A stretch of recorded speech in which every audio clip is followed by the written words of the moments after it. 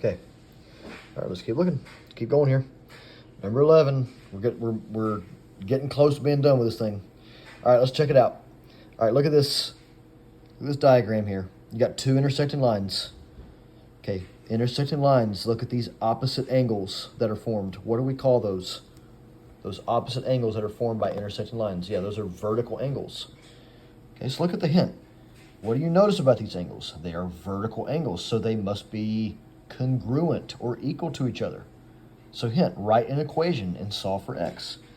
Okay, so look at these, look at it. We're saying that the measure of this angle, they're using an expression, 8x minus 20. Okay, so 8x minus 20. And since this angle is equal to this angle, we can say it's equals 60. Okay, do you see that? These angles are equal to each other. So we set up an equation that shows that. Now we just do a two-step equation. Remember, we have to deal with our addition and subtraction first. So we're going to add 20 here, add 20 here. We've got 8x equals 80. And I will let you go ahead and solve that on your own. What are you going to do to get the x by itself? Use inverse operations, okay? And you'll figure out your value of x there, all right? Number 12. All right, this one's a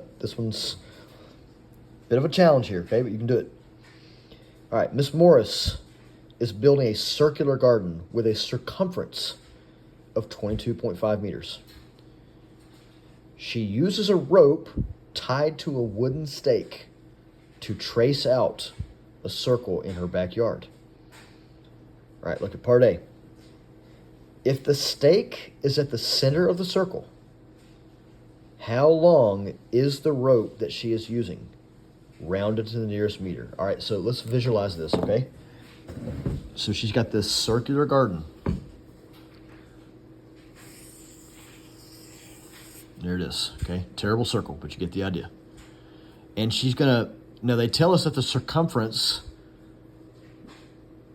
is 22.5 meters all the way around, okay? All right, then what she did was she put a stake, you know, like a wooden stake, drove it into the ground, right in the center of it, and tied a rope. Says that if the stake is at the center of the circle, so imagine here's the stake right here, and then she ties a rope that extends all the way out here, and then she uses that rope, and she goes all the way around and draws out her circle like that, okay? This rope represents what? This rope represents, do you see it? What do we call that part of the circle? This rope would represent the radius, right? So when they're asking how long is the rope that she's using, they're asking for the measurement of the radius. Okay, so this is a separate question here, okay? All right, now think about it. Think about this. If they give us the circumference, they said, look at your study guide, they said the circumference. Now, let's back up for a second. What formula do you think we're going to use here? Hint, circumference. Okay, so circumference equals C equals pi times D. All right. Use 3.14 for pi.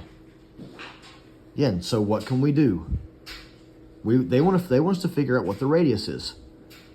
Right? Now they're giving us a circumference. They tell us that the circumference is 22.5. So 22.5 equals 3.14 times D.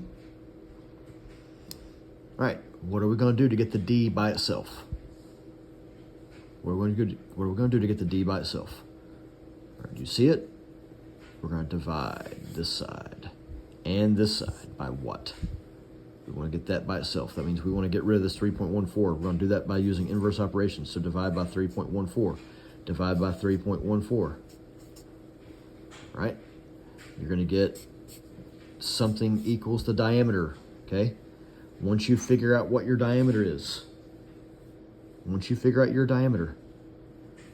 to do what with that? You're going to do what with that number? If we know the diameter, but we're trying to figure out the radius,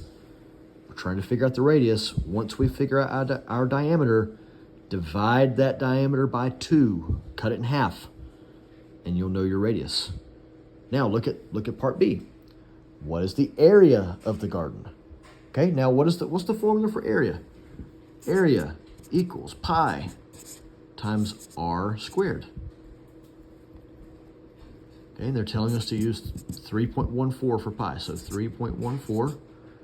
And when we figure out the diameter, we divided it by 2. That gave us our radius. So whatever number you get for your radius right here, you're going to plug into this formula. You're going to take 3.14 times whatever the radius is, squared. So that means you're taking that radius and multiplying it by itself. So for example, if it was 15, it would be 3.14 times 15 again. Square it. Now, it's not 15. I don't think it's 15. But just as an example. And then you would be able to figure out your area. Okay?